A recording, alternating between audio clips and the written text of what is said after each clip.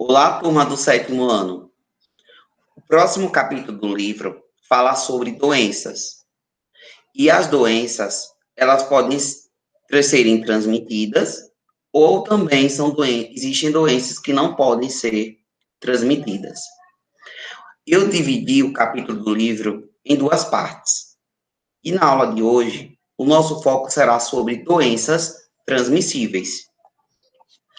No século XX, muitas intervenções estatais no campo da prevenção e controle de doenças sobre bases científicas. Fleming, em 1929, ele descobriu, pessoal, a penicilina. O Axman, em 1941, e Florence, eles descobriram os antibióticos. Descobriram também, com um avanço tecnológico, com a ajuda da ciência, que as bactérias elas eram capazes de se resistir e que elas criavam novos mecanismos de sobrevivência. Com isso, a gente teve que houve um rompimento de barreiras mantenedoras do equilíbrio ambiental, do oportunismo de hospedeiros sucessíveis. E assim como descobriram que diversos micro-organismos, eles sofriam diversas mutações, e que cada vez que se passava o tempo, percebiam que essas mutações possibilitavam que esses micro-organismos, eles ficassem cada vez mais fortes, cada vez mais resistentes. Vamos agora ver qual é o conceito de doença. Para esse autor, doença significa desajustamento ou falha no mecanismo de adaptação do organismo ou uma ausência de reação aos estímulos a cuja ação está exposto. O que é que pode causar? Perturbação da estrutura ou função de um órgão, ou de um sistema, ou de todo o organismo, assim como também perturbando as funções vitais. É um conceito que eu fiz questão de colocar para vocês. Quando é que nós podemos dizer que estamos com algum tipo de doença? Quando nós começamos a apresentar sintomas que nos comprovem que alguma estrutura do meu corpo, ela não está funcionando como deveria. E assim, a gente pode dividir a doença tanto como infecciosa, como não infecciosa. Então, eu tenho bactérias infecciosas, doenças infecciosas, que é aquela doença clinicamente manifesta no homem ou no animais, que foi provocada a partir de uma infecção. Mas quando eu digo que uma doença ela é não infecciosa, é o caso de uma doença coronariana, é o caso de uma diabetes. Então, uma doença que na maioria das vezes ela é genética, ela não é infecciosa. Diabetes, por exemplo, é uma doença não infecciosa. Por quê? Porque ela não consegue infectar, passar de uma pessoa para outra através do ar, através da gotícula de saliva, porque é uma doença genética. A história natural da doença mostra que, de um estado inicial de saúde, o organismo sadio, ele encontra agentes patogênicos, que podem ser micro-organismos, que podem ser vírus, que podem ser bactérias, ou fatores de risco, interage com eles, e o que é que esses agentes patogênicos provocam, pessoal? Eles provocam perturbações leves, eles provocam alterações que, muitas das vezes, não são reversíveis. E com isso, essas perturbações, ela tendem a, na maioria das vezes, fazer com que aquela pessoa, caso não faça algum tratamento, ela chegue a ter um estágio avançado. E a doença que provoca a infecção, ela tem 3 estágios. O estágio que a gente chama de incubação, o estado de transmissibilidade e o estado de isolamento. O que seria o estágio de incubação? É quando uma pessoa, ela é exposta naquele agente patogênico. E quando ela se expõe, ela se infecta. E se ela se infectou, ela vai começar, na maioria das vezes, a apresentar sinais e sintomas. Quando ela se contaminou, entra agora o segundo estágio, que é a fase de transmissão, que é o período onde o agente infeccioso ele vai poder ser transmitido de uma pessoa para outra. E, por fim, a terceira fase é o isolamento, que é a segregação da pessoa durante o período de transmissibilidade. É quando aquela pessoa ela fica isolada no período que ela está transmitindo, para que nós possamos evitar a contaminação de um ser vivo para o outro. Com relação a essas doenças, nós temos várias respiratórias. Nós temos, por exemplo, a cachumba, nós temos a difteria, nós temos a doença meningocócica, nós temos a gripe, pneumonia, sarampo, síndrome respiratória aguda grave, que é a SARS, a rubéola, a tuberculose, a varicela. Temos também doenças infecciosas sexualmente transmissíveis, como a AIDS, o cancro mole, corrimentos, donovanose, hepatite B, herpes genital, linfogranuloma, papilomatoses, sífilis, uretrites.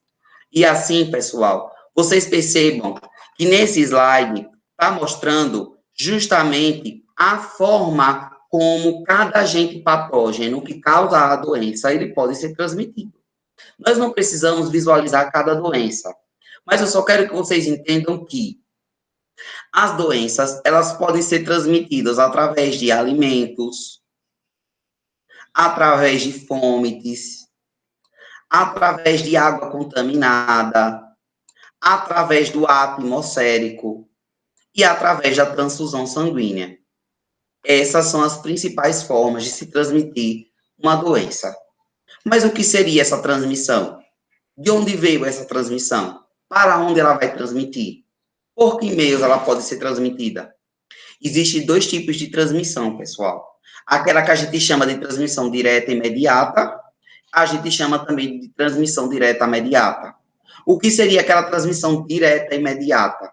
É aquela provocada, por exemplo, como exemplo das GSTs. É aquela que vai ter contato corpo a corpo, pessoa a pessoa, tá? No caso das doenças sexuais, todas elas são consideradas transmissão direta e imediata. Porque não tem como uma pessoa estar fazendo relação sexual com outra se ela não tiver o contato direto. Já a transmissão direta imediata é aquela que é realizada através das mãos, através do espirro, através das gotículas de saliva eliminadas na tosse, como é o caso do coronavírus, é uma transmissão direta imediata. A transmissão indireta, a gente tem a esquistossomose, que é uma doença, a Chagas e a cólera. A transmissão vertical é aquela transmissão que é feita da mãe para o bebê, da mãe para o feto, através do processo gestacional. A gente tem a AIDS e a sífilis, que a gente chama de sífilis congênita. Veja agora, pessoal, como é que funciona o processo de transmissão de uma pessoa para a outra. Repare como é interessante. Quando nós iniciamos logo a pandemia do coronavírus, quem assistia a jornal viu muito esse tipo de imagem. Aqui nós temos um indivíduo que está infectado. Que, na verdade, se ele está infectado, ele consegue transmitir a doença para aquela pessoa infectável. Ou seja, aquele ser que ainda não tem a doença, transmitiu. Aquela pessoa tem a possibilidade de transmitir para 3 pessoas. Aquelas 3 pessoas, elas conseguem transmitir para mais pessoas. Cada pessoa, 2 pessoas. Cada pessoa, 2 pessoas. E assim, sucessivamente. Veja que aqui eu tenho reticências. E é assim que a transmissão do coronavírus, ela acontece. Eu tenho aqui também que eu preciso, para que haja infecção, a presença de 2 fatores, né? Veja que aqui eu tenho o indivíduo infectado e aquele indivíduo que está apto a ser infectado. Está infectável.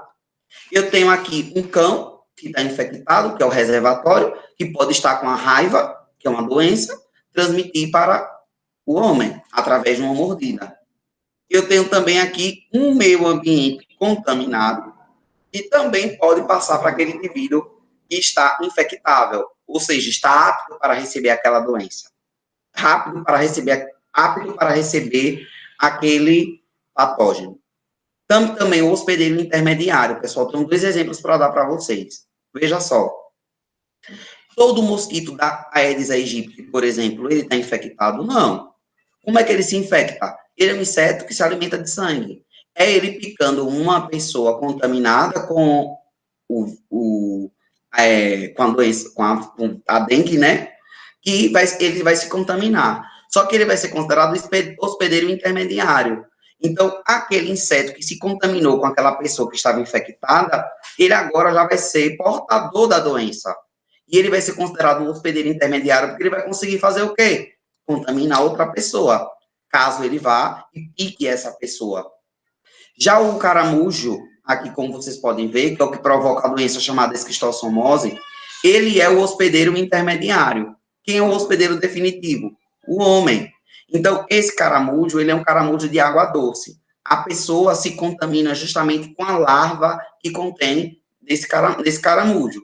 Então, se você tomar banho de um rio contaminado que contenha esse tipo de caramujo, essa espécie específica, né, ela pode sim, você, em contato com a água, a larva entrar no seu corpo através da pele, sem você nem ver, e você se contaminar.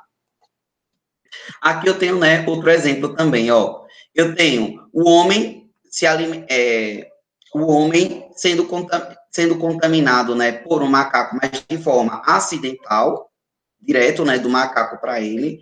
Eu tenho o homem que contamina o inseto é o vetor transmissor da doença para o homem. Eu tenho um macaco normal, né, que vai e contamina esse inseto que é o vetor. Esse inseto vetor passa para o hospedeiro normal passa para o vetor passa para o hospedeiro normal, e assim sucessivamente. Também pode ser uma forma de contaminação. Transmissão pode ser transmitida pela água ou alimento. Que tipo de doença?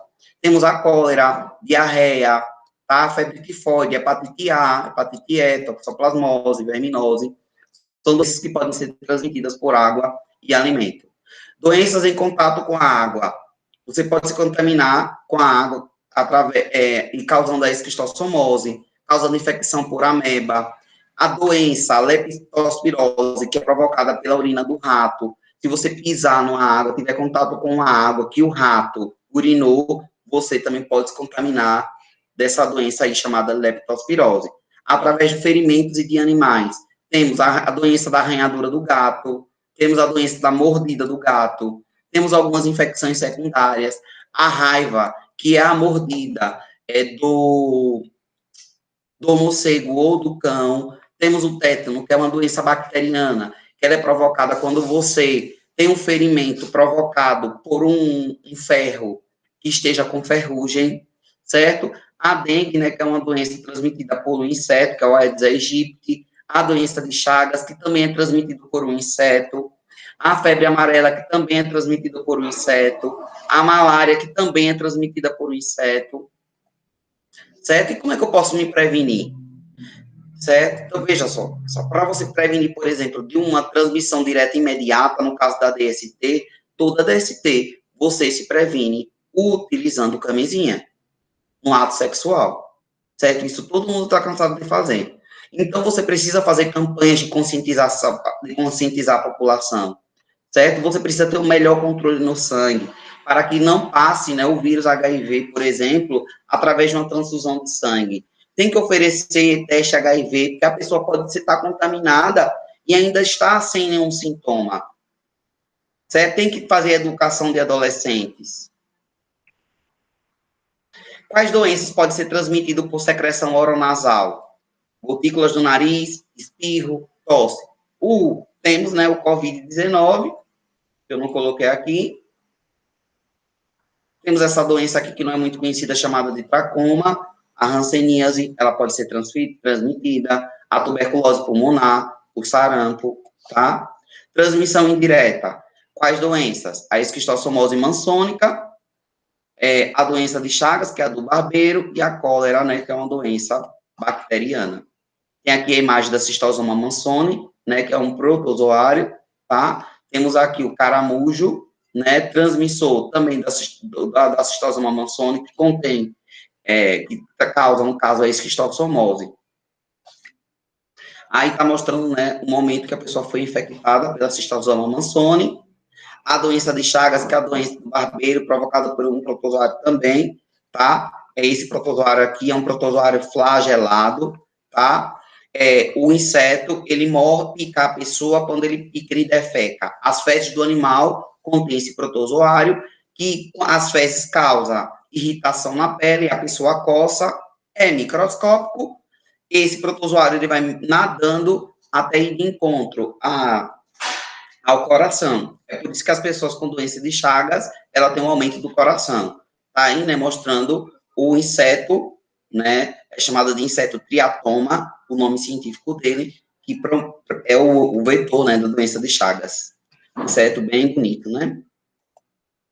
E, por fim, a cólera, né, que é uma doença, como eu falei, bacteriana, né? Essa bactéria, ela tem um formato de uma vírgula, tá? Tem a capacidade muito grande de se multiplicar no intestino do homem e causa muita diarreia, promovendo a desidratação, certo? E você pode se contaminar através da água ou alimentos contaminados.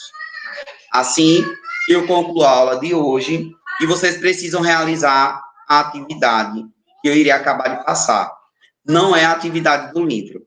Vocês irão pegar uma folha do caderno de vocês, na horizontal, vão desenhar essa tabela do modelo que está aí. Vão colocar 6 colunas. Na primeira coluna, você vai colocar a transmissão, na segunda, o nome cólera, na terceira, hanseníase, doença de Chagas, malária e Covid-19. Eu quero que você preencha essa parte aqui, certo? Como é que cada doença dessa, ela é transmitida?